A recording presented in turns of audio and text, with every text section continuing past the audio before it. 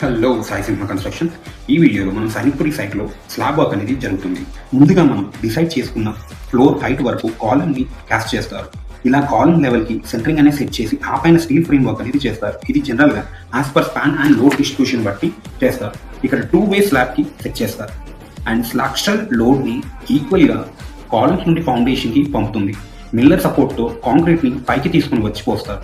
Pin vibrator తో level చేసిన concrete నుంచి ఎయిర్ బబుల్స్ అనేది తీస్తారు.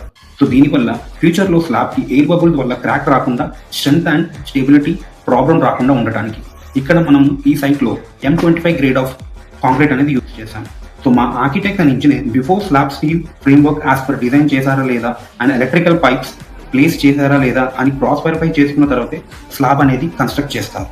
సో మెయిన్లీ ఇక్కడ మనం స్లాబ్ వేసుకున్న తర్వాత స్లాబ్ కి కాంక్రీట్ అండ్ స్టీల్ ఎంత ఇంపార్టెంట్ అంతే important curing time. Minimum 14 days of curing time అనేది కావాలి ఈ స్లాబ్ కి.